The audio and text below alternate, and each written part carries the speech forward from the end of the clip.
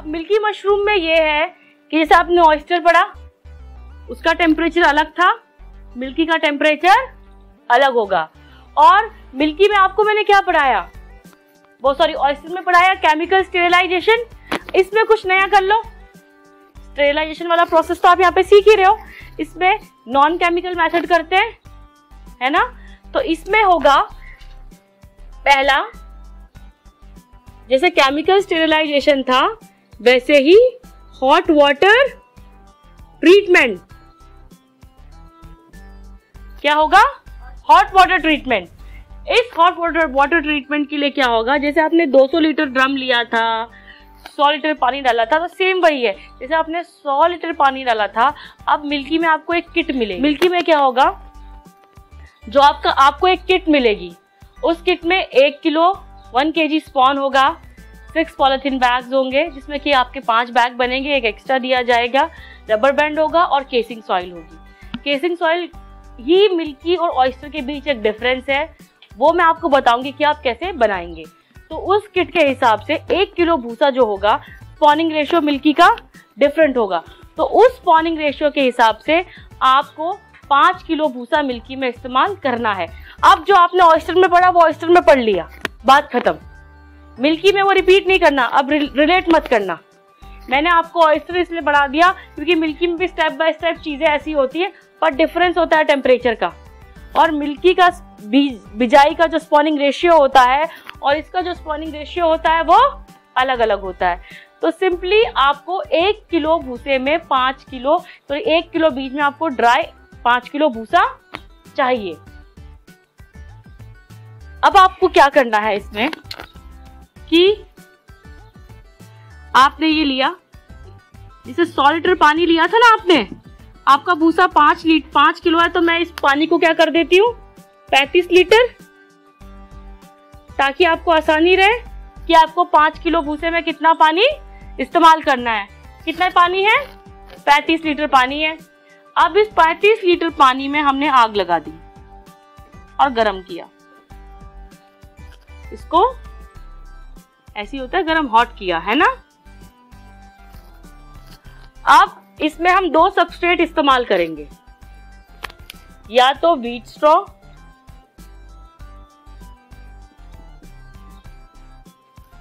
या तो paddy straw.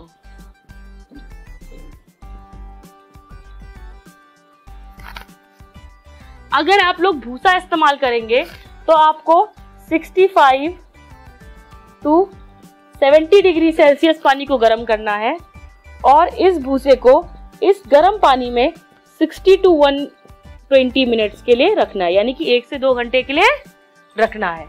अगर आप पैडी स्ट्रॉ यानी कि पुराल इस्तेमाल करेंगे तो आपको 80 डिग्री सेल्सियस पानी रखना है और 30 to 40 मिनट्स इस पुराल को, इस पैडी स्ट्रॉ को 80 डिग्री सेल्सियस पानी में रखना है।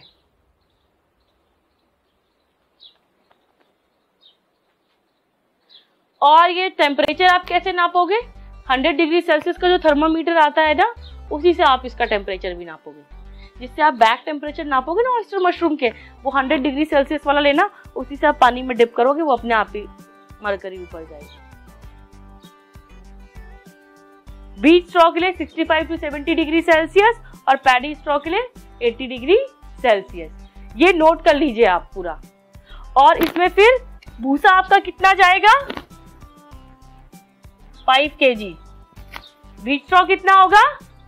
5 kg। सेम किया था ऑयस्टर में 50% डाउन, इसका भी। फॉर्मलिन का तो आपने इस्तेमाल किया ही नहीं है।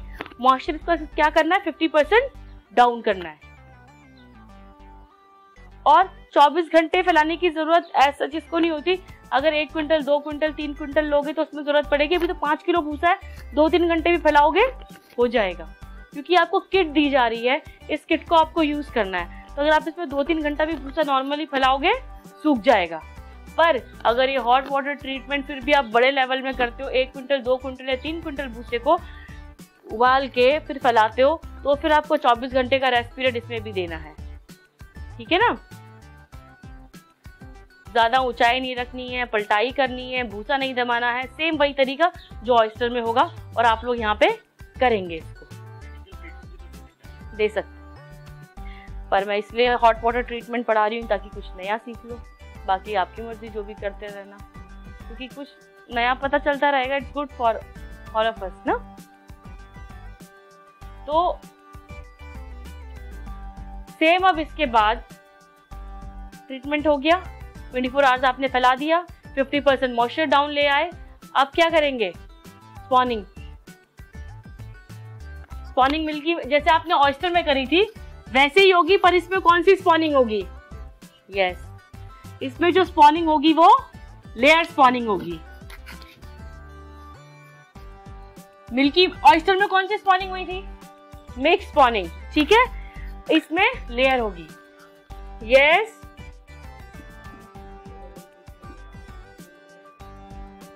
नहीं, बड़े लेवल पे इतना फिजिबल नहीं है। Just to clear your basic concept कि एक ऐसा मेथड भी होता है, आप कर सकते हो। क्या पता मेरे लिए फिजिबल ना हो, और आप बड़े लेवल में आप ऐसा कुछ तरीका निकाल दो जो आपके लिए फिजिबल हो। नहीं तो आप बॉयलर्स वगैरह भी बहुत कुछ लगा सकते हो, ड्रम्स वगैरह से भी बॉयलर्स बना सकते हो। बहुत सारी चीजें आप लोग अप्लाई कर सकते हो स्टेप बाय स्टेप। पर इतना टेक्निकल मैं आपको पहले ही बता दूंगी तो आप लोग कंफ्यूज हो जाओगे। तो इसलिए बेसिक चीजें जो आप कर सकते हो आप लोग उसको करिए। 5 किलो भूसा दिया है, इसीलिए 1 किलो स्पॉन दिया है, जिसमें कि 5 kg आपका भूसा लगेगा। तो आप ये हॉट वाटर ट्रीटमेंट ट्राई कर लीजिए, ताकि आपको भी एक नई चीज ध्यान होगी, हमने कभी इसको ऐसा किया था। और स्पॉनिंग, स्पॉनिंग में क्या है? मशरूम का क्या है? स्पॉन क्या होता है ना। और बीज कभी नहीं बोलते और सीड कभी नहीं बोलते, इसको क्या बोलते हैं? स्पॉन, ठीक है। और स्पॉनिंग रेशियो जो होगा इसका, उसका 10 किलो सूखे भूसे में 1 किलो स्पॉन था। इसका स्पॉनिंग रेशियो है 4 to 5% ऑफ वेट सबस्ट्रेट या व्हीट स्ट्रॉ। सबस्ट्रेट मतलब माध्यम, और व्हीट स्ट्रॉ क्या हो गया आपका? माध्यम क्या है? भूसा। 4 to 5%, जितना आपका गीला भूसा होगा ना, इसका 4 to 5% डालना है आपको इसमें। और दूसरी चीज ये है कि इसमें भी पॉलिथीन बैग का साइज 16/18 होगा। पॉलिथीन बैग का साइज 16/18 होगा इसमें भी। अब इसकी लेयर स्पॉनिंग कैसे होगी?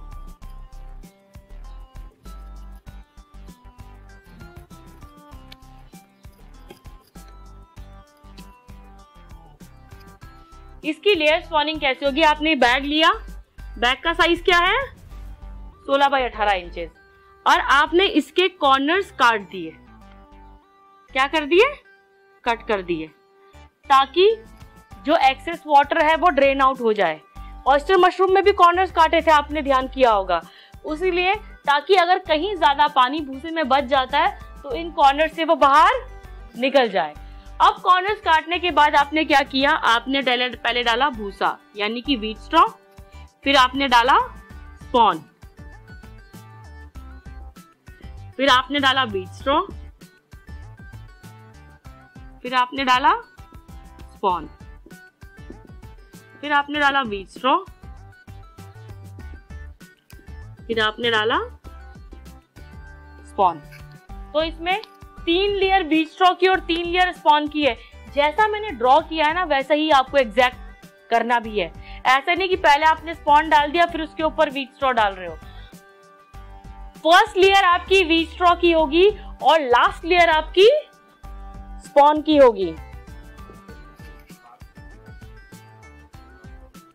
हाँ, इसमें ऐसा नहीं है। ऑयस्टर में लेयर करने की वैसे जरूरत नहीं होती, मिक्स का ही रिजल्ट अच्छा आ जाता है, इसीलिए आपको लेयर नहीं बताया जा रहा। लेयर आपको मिल्की में बताया जा रहा, जिसमें कि वाकई में बहुत जरूरत है लेयर स्पॉनिंग की।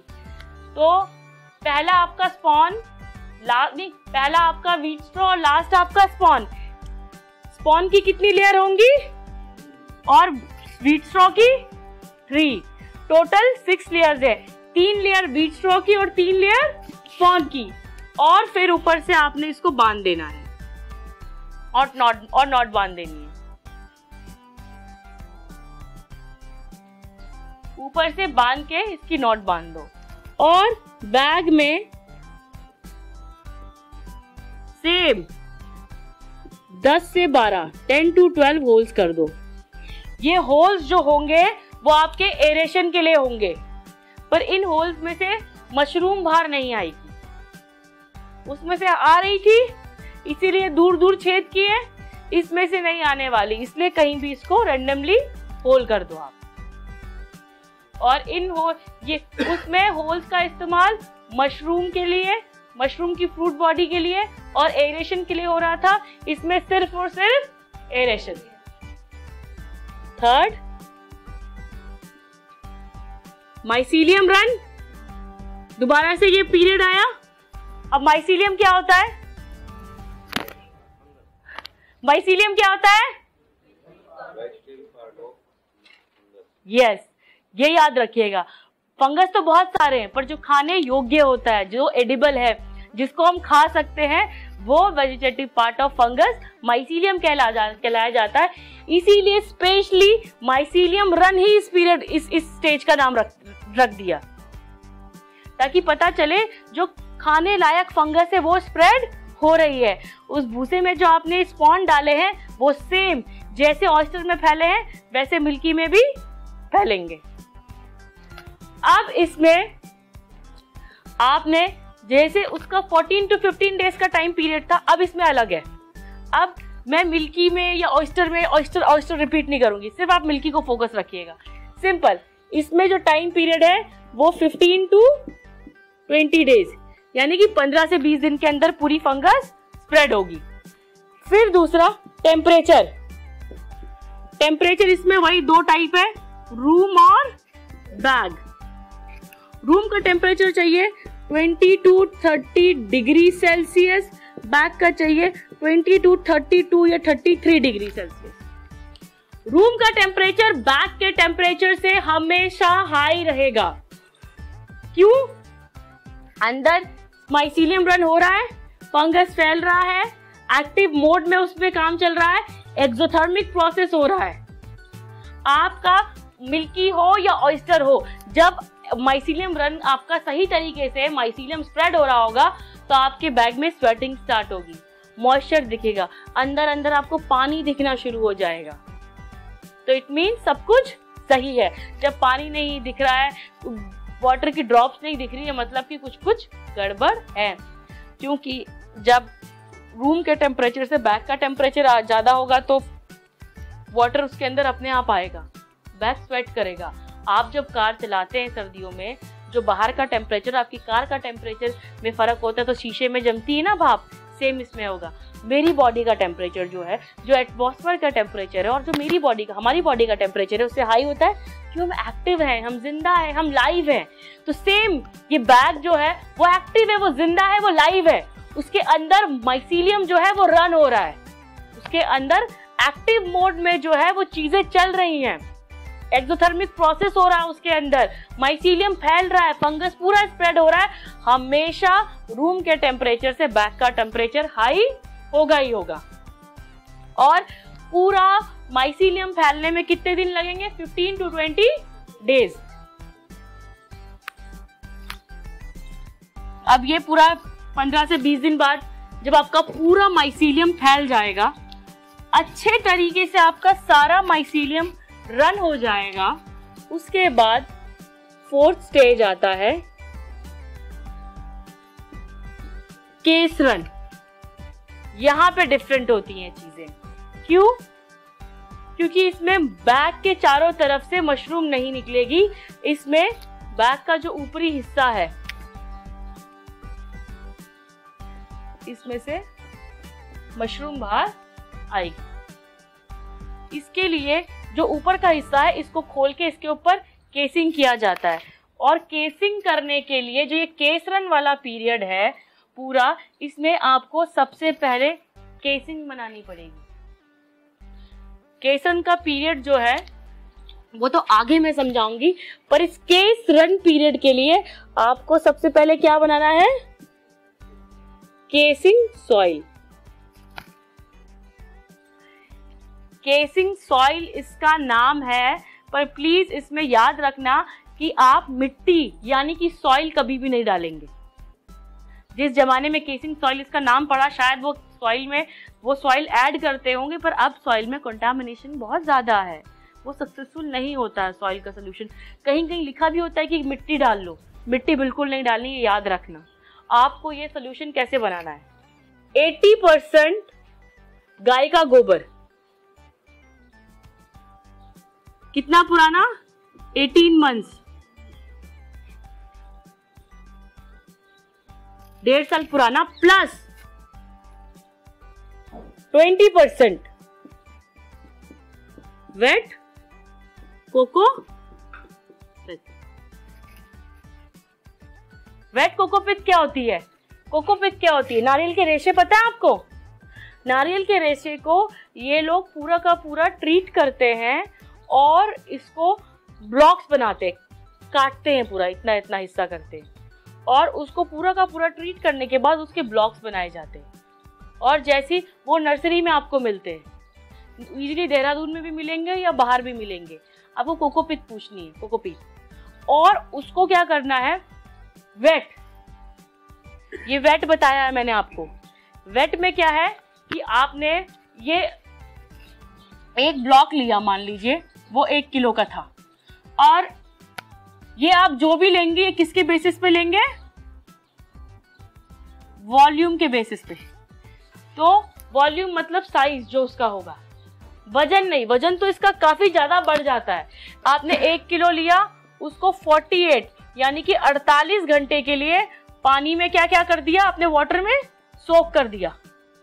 आपने 48 घंटे के लिए इस कोकोपीट को, 1 किलो को अगर आपने पानी में डाला तो आफ्टर यानी कि ठीक 48 घंटे बाद ये 5 गुना ज्यादा बढ़ जाएगा, वॉल्यूम भी और वेट भी।